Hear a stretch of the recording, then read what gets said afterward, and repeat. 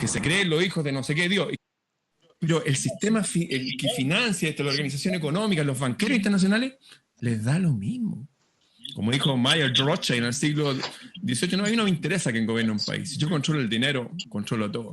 Y lamentablemente lo digo, todos seguían por un precepto que está en un libro, entre comillas, sagrado, que dice, mira, al extranjero préstale con interés, a tu hermano no, para que así tomes control de todas las ciudades donde llegues, de todas las tierras donde llegues.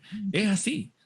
Durante miles de años expulsaron a judíos malos, porque hay judíos maravillosos también. Son como los gitanos. Yo tengo amigos gitanos.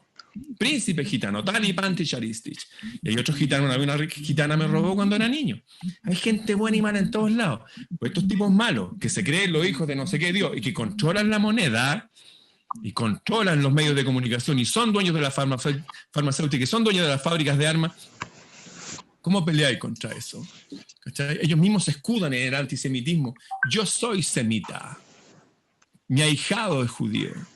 Y los semitas son todo el mundo árabe también. Pero cuando uno toca esos temas al tiro, las palabras policía, antisemita, nazi. Por eso no se puede hablar. Hola amigos, ¿cómo están? Tanto tiempo. Bueno, vamos a hablar de algún tema que en realidad ustedes comprenderán que mucho se habla de que son los házaros, los judíos házaros, los judíos malos, que son de ahora, y hay judíos buenos y todo el tema. Yo les voy a explicar un poco el tema el meollo, para que entiendan el lavado de cerebro que no han venido haciendo con los dibujos animados, donde sale Moisés, y Moisés el bueno, y los judíos prácticamente era un arte de amor asesinar a todas las naciones que ellos arrasaron. Donde si ustedes leen la Biblia, realmente dice que asesinaron bebés, mujeres embarazadas, no dejan animales, no dejan nada, ¿ya? Hay muchos cristianos que hablan de los judíos malos, los judíos buenos. Yo les voy a explicar un poco el tema el que vivía Jesucristo en esa época, porque ya la práctica si ustedes leen donde dice el prójimo se refiere a la israelita, y así siempre fue. El prójimo es el israelita, el extranjero no es el prójimo. ¿Y eso por qué? Porque tienen que entender un poco cuando nos vamos a los sueños de Enoch, cuando Enoch sueña que hubo un toro y interpreta todos estos sueños, donde realmente habla de varios sueños de animal y que un toro se mezcló con un toro blanco, un toro negro salió. De ahí salieron unos novillos y de ahí salieron unos corderos. Prácticamente los sueños de Enoch, de esos sueños de los animales, está relatando cómo se empezó a mezclar la genética. Ustedes saben que Samael, Satanás, Yaldabaoth, como se le llame, y sus arcontes tuvieron sexo con Eva, tuvieron relaciones y descendencia, crearon descendencia. Ya, de ahí sale la cizaña, el linaje de Caín, y prácticamente hay humanos que tienen alma, no tienen espíritu, ya. La cizaña y el trigo, es una cosa genética. Cuando Jesús le pregunta, hay un versículo donde le dice, y él vino a plantar una semilla, se refiere al espíritu. Hay personas que tienen espíritu, alma, y otras que tienen alma. En los manuscritos de Nag Hammadi le llaman el espíritu falso. Hay seres de espíritu falso y espíritu verdadero. Ya en los animales hace una representación de las modificaciones genéticas, por eso durante el sueño Enoch relata que se van transformando en un toro. Primero era Caín y Abel, toro blanco, toro negro, toro rojo, no recuerdo, toro rojo y toro negro. y se van mezclando y van naciendo vaca, elefante, dice que parieron elefante, parieron asno. Más allá de ese sueño, esa representación de ese sueño, y esto no lo van a escuchar acá, ¿no? La representación de ese sueño es la mezcla genética. Desde que empezó a copular Satanás, y también los vigilantes que eran las estrellas, que eran los ángeles caídos, los vigilantes, los 200 vigilantes. Las estrellas vigilan, que son seres. Las estrellas bajaron, esos los 200 estrellas bajaron y se mezclaron y crearon genética, donde le llamaban lo antediluviano. Prácticamente los judíos, si se fijan, no se mezclaban con los judíos antiguos. Estoy hablando de Moisés y toda su raza y todo ese tema antiguo. No se mezclaban con los gentiles, los trataban de inmundo, ¿ya? Y esto tiene que ver por el tema de la genética mezclada por los ángeles, por todo ¿cómo se llama? Este menjunje de ADN de Satanás y de los ángeles caídos. Eso le llaman los Hoy. Ya, si ustedes se fijan, ellos no llaman prójimo a los gentiles. Ellos son animales, no son humanos. Y es por esto, por estas mezclas genéticas que se realizaron antiguamente. Ahora, claramente Jesucristo que dijo vino a rescatar a las ovejas. Y si ustedes se fijan en el libro de Enoc, habla de las ovejas.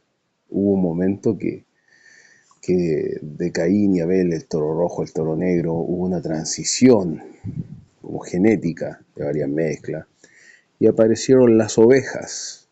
Ahí viene la descendencia de Israel.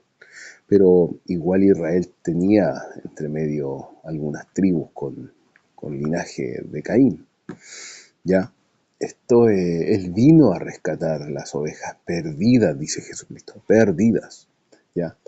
Que esas ovejas se transformaron en cristianos. Claramente se transformaron en cristianos, ya no eran judíos, eran cristianos. Y como cristianos tuvieron que cambiar su percepción.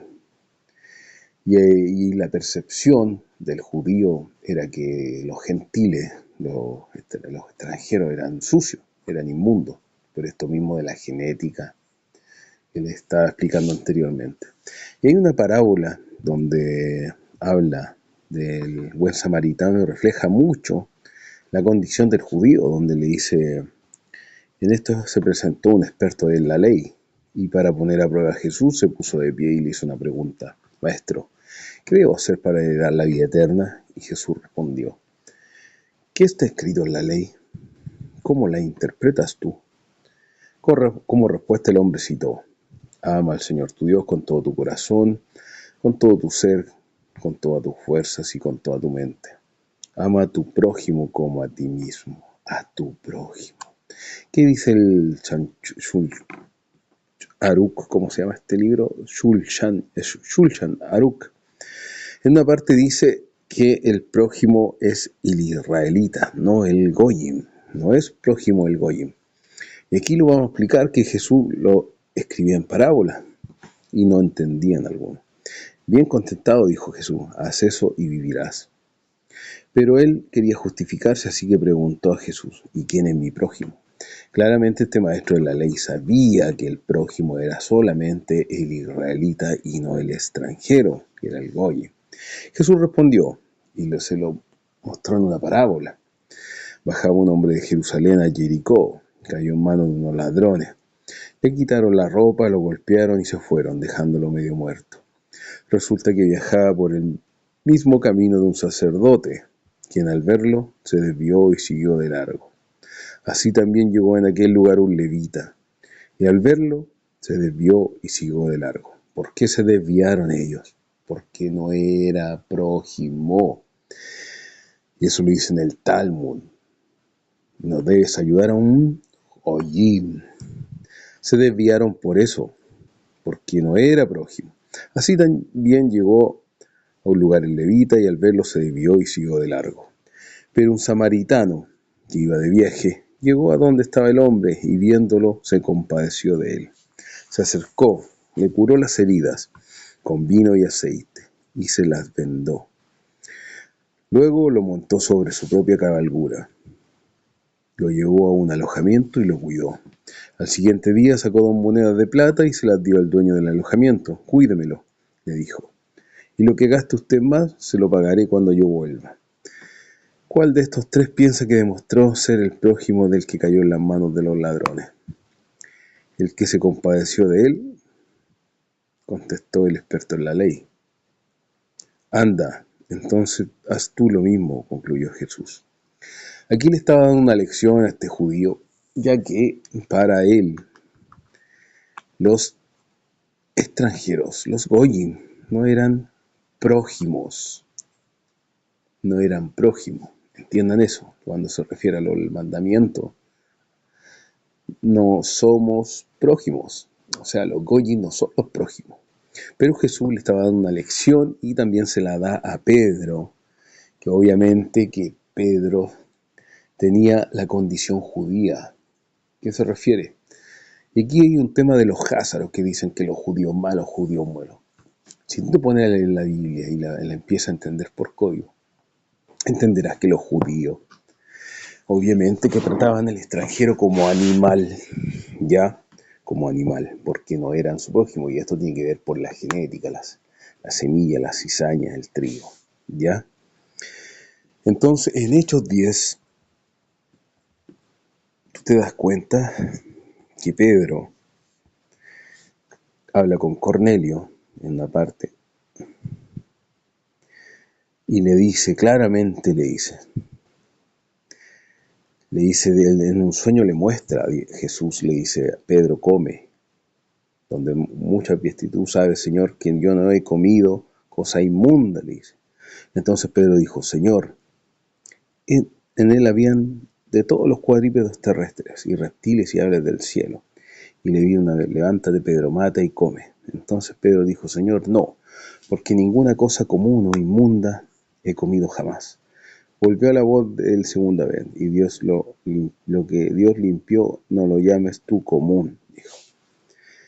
Esto se hizo 3 veces, y aquel lienzo volvió a ser recogido en el cielo. Mientras Pedro estaba perplejo dentro de sí, lo que significaría la visión, había visto aquí a los hombres que habían sido enviados por Cornelio. Ya, en una parte entonces le dice, más adelante,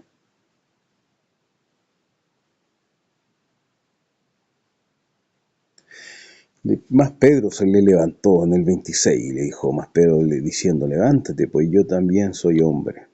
Y hablando con él, entró y halló a muchos que se habían reunido y les dijo, escuchen. Y esto lo tienen los judíos. Por eso, cuando un judío ya entiende esto de que todo el prójimo es el gentil, eso ya es un cristiano, no es un judío. El judío está centrado que el prójimo es solamente el israelita. Pero cuando se convierten al cristianismo por el Señor Jesucristo, entienden que el prójimo ya no solamente es el israelita, sino el goyim, el extranjero, ¿ya?